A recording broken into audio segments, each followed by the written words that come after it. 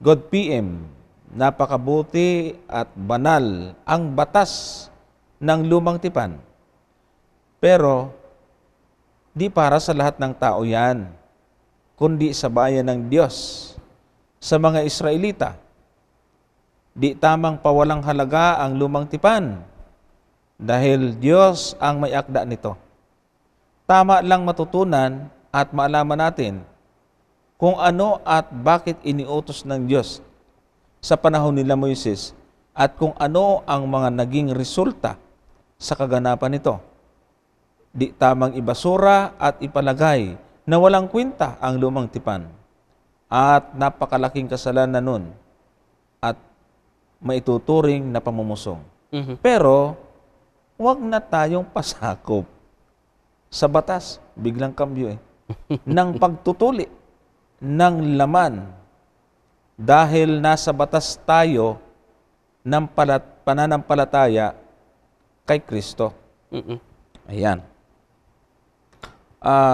Palagay ko, kapatid, kaibigan, ay siguro ay mas maganda na patuloy ninyong suriin ang banal na kasulatan sapagkat mayroon po kaming nakikita at napapansin dito sa inyong tanong na may mga bagay din po kayong dapat maintindihan. Unang-una, maganda at tanggap nyo na hindi pwedeng pawalang halaga at sabihin wala ng kwenta ang lumang tipan. Pero ang gusto namin malaman, ano po yung tinutukoy ninyong lumang tipan?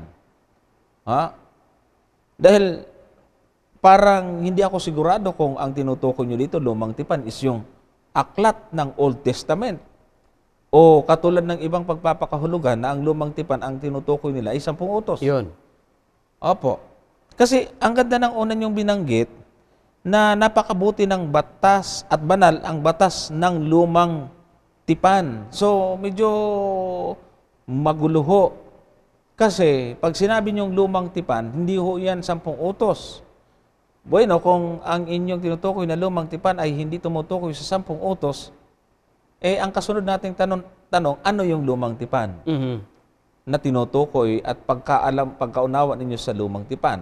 Yan po ba ay yung from Genesis to Malakay na aklat?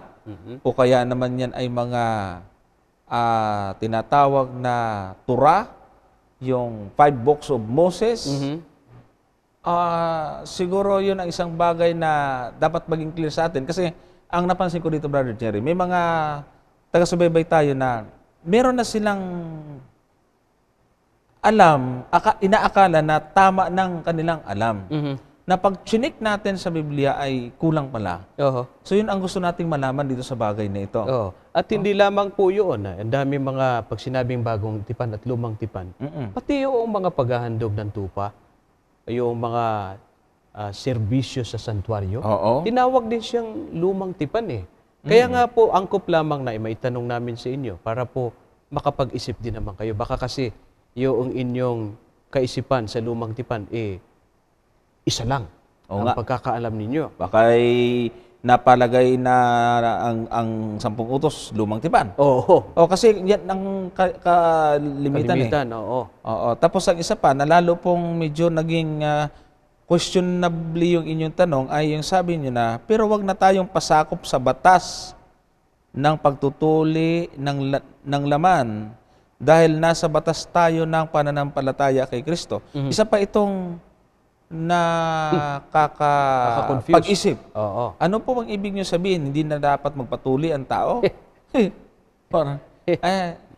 Medyo nga pala doon sa mga nagagalit kasi natatawa tayo. Alam niyo, hindi naman namin ini-script na mapatawa. Minsan ay may mga pagkakataon lang na parang nakikilit tayo doon sa paraan ng pagbasa at pagsagot na hindi naman natin sinasadya. Pasensya na po, medyo napapangiti at napapaano tayo.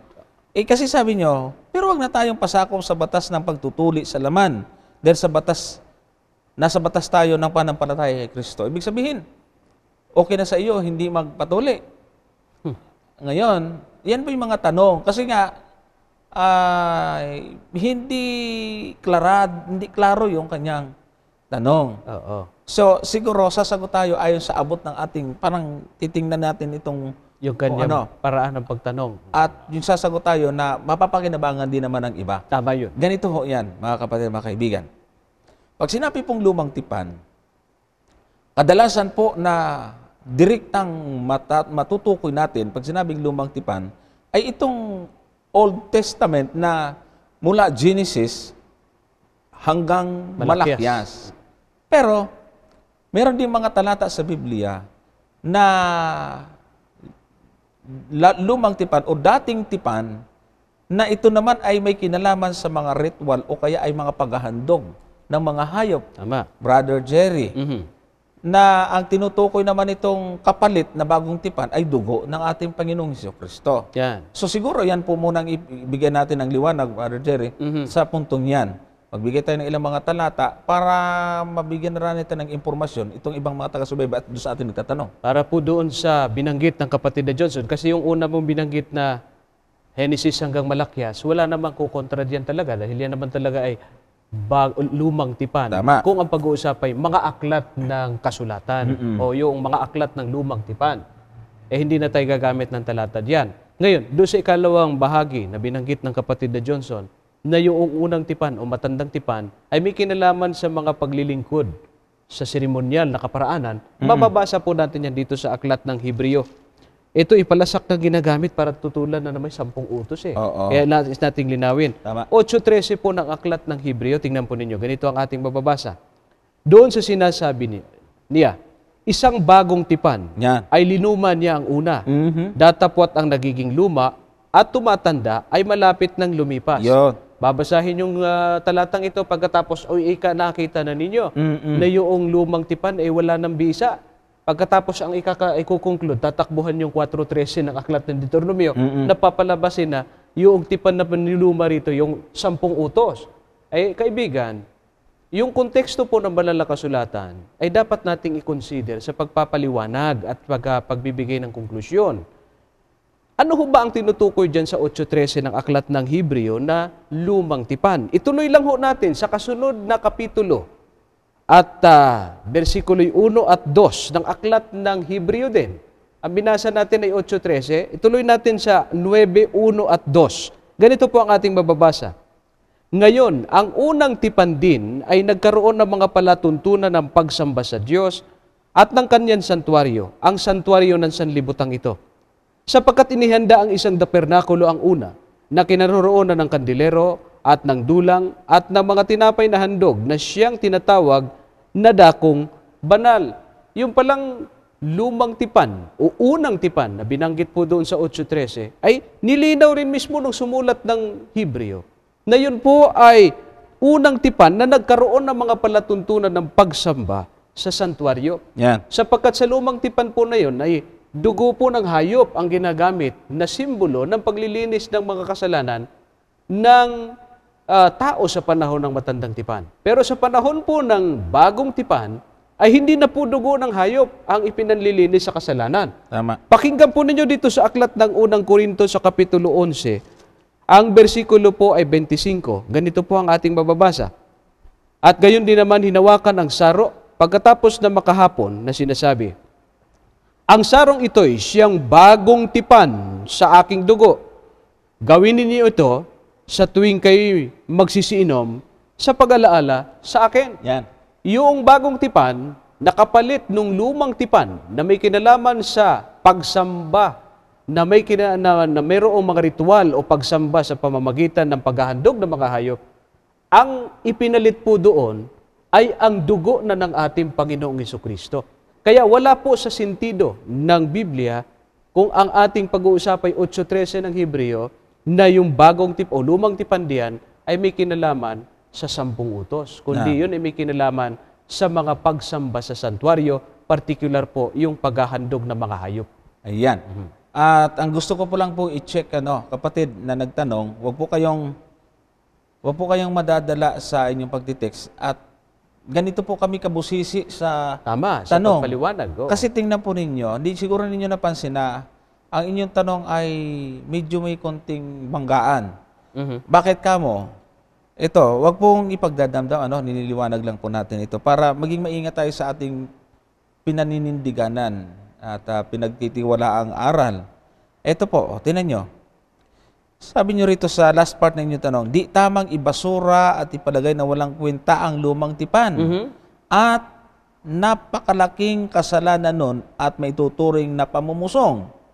Tapos, ang karugtong nyo, pero huwag na tayong pasakop sa batas ng pagtutuli ng laman dahil sa batas, nasa batas na tayo ng panampalataya. Akala ko ba hindi pwedeng ibasura? Kasi pamumusong. Tapos sabi nyo, pero huwag na tayong pasakop. Di, binisura mo din. Ay, ibig niya sabihin, nandyan lang, pero hindi kailangan sundin. Yun ang ibig niya siguro Hindi, sabihin. pag sinabi kasing ibinasura, pinalagay mo walang kwenta, hindi mo pinahalagan. Ibig sabihin, pag hindi mo binasura, sinusunod mo ito. Ay, pinapakinabangan mo eh. Pag basura, itatapon mo na yan, wala nang kwenta yan. Pag hindi mo binasura yan, ginagamit, pinahalagahan mo yan. Ay di, dapat, huwag mong kontrahin nung, pero huwag na tayong pasakop. Oo. Ngayon, meron tayong, yun yung sinasabi po natin na, alam niyo itong programang ito, hindi lang po tayo nagtutuwid dito ng mga maling doktrina, kundi ang gusto po namin dito na maging maingat din po tayo sa ating mga pagpapahayag pagkaminsan, Brother Jerry.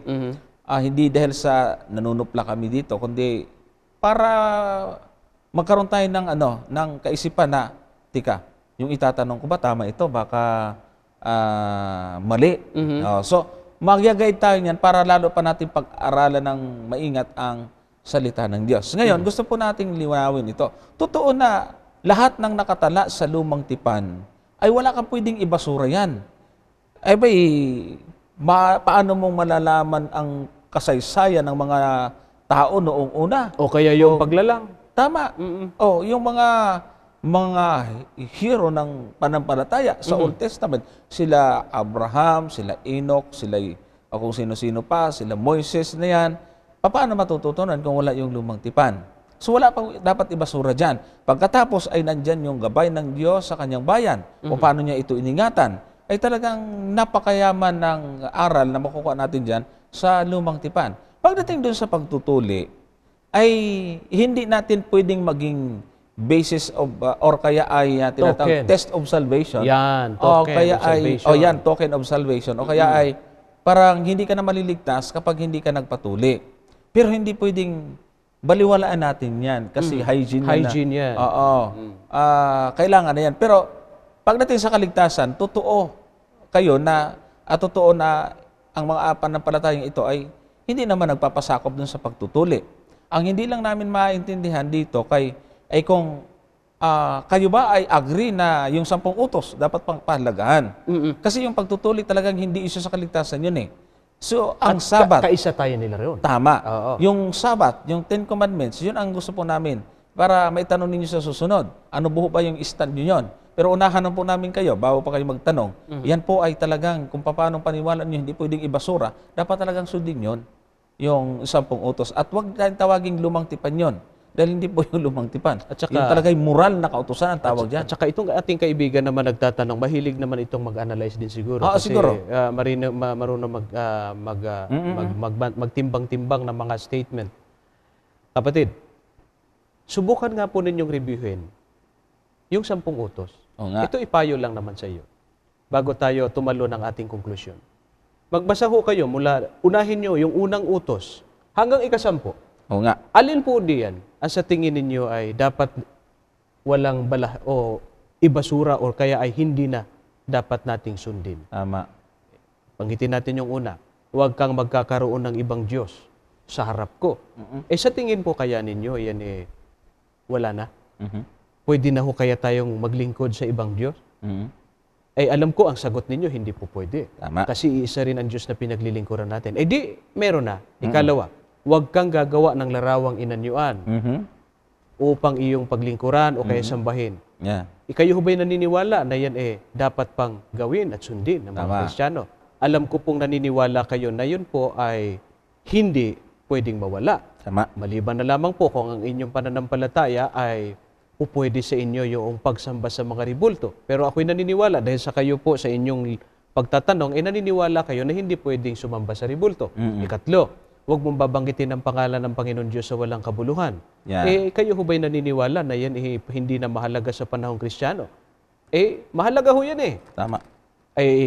Alalahanin mo ang araw ng Sabat. Iyan po ang isa sa malaking issue upang ipangilin yung Sabat. Yan ang malaking issue na ayaw ng maraming sundin ng 10 utos dahilan dyan sa issue ng tungkol sa Sabat.